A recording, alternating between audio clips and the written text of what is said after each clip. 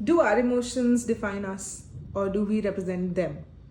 How many emotions is a human being capable of feeling? And does this number grow as we grow up? These are just some of the questions that this film tries to answer. We are, of course, talking about Disney Pixar's Inside Out 2.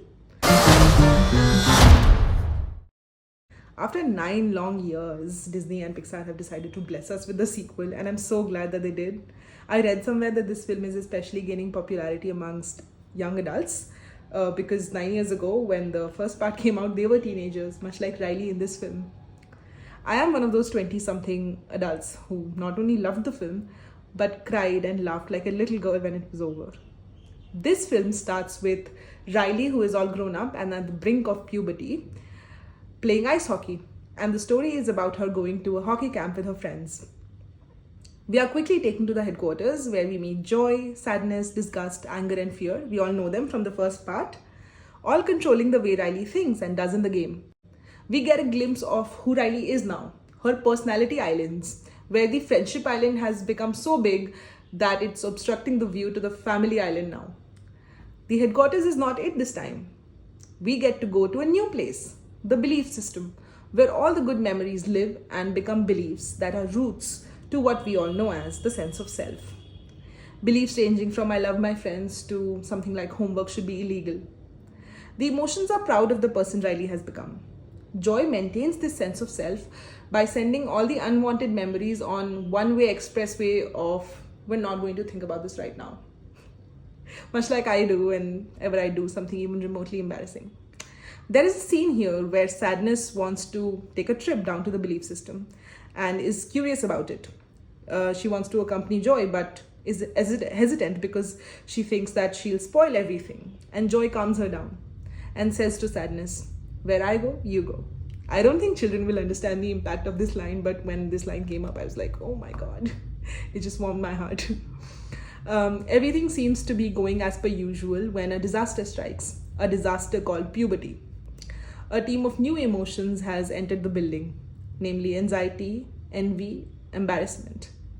Along with the ennui, which is French for boredom. It's a French character emotion, like talking like that because attention to detail. And there's one more, nostalgia. But every time she appears, the rest of them just send her back like it's not your time yet. Makes me wonder if there's going to be a third part to this franchise.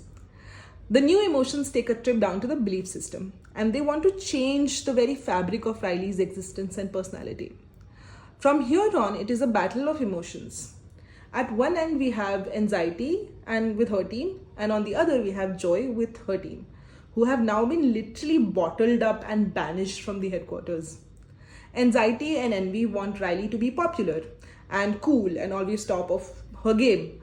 Whereas Joy and team want Riley to stay the person that she's always been, a good girl who always does the right thing, is kind and loving. The old emotions struggle to get to the console. And as one after the other disaster strikes, and fear says it is an endless loop of tragedy and consequences. This mega series of unfortunate events in her mind are keeping Riley up at night because the imagination that once made pillow forts and French fries towers is coming up with all sorts of worst possibilities and the bad things that can happen on the game day, match day. As the old emotions try to make it to the headquarters, there are so many avenues of Riley's mind that we get to see. A parade of likely career options shaped like balloons, a stream of consciousness, suppressed memories, a vault with secrets and guilty pleasures, and a brainstorm, a literal storm where the light bulbs are falling from the sky like rain. All the emotions make it to the headquarters at the end of the film. But since no one seems to know what to do, we see Riley struggling to get a hold of herself. Riley's sense of self goes from feeling good about herself to feeling as though she's not good enough. This is where joy and anxiety both realize that they don't get to decide who Riley is. Suppressing emotions or memories and being selective of them, deciding to feel some and not to acknowledge the rest, gives us a false sense of self.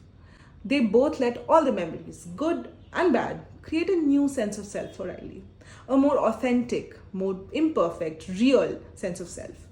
A self that acknowledges that sometimes I can be selfish, I can be mean, I can be a good friend, but sometimes I can be a bad one too. And our emotions do not define us. It is our experiences and existence as whole. Every bit of us makes us who we are. And if these fuzzy looking characters called emotions can love Riley for who she is, I am sure you can love yourself too. Please watch the film. It's playing in the theater near you. And yeah, that's it. Thanks for watching.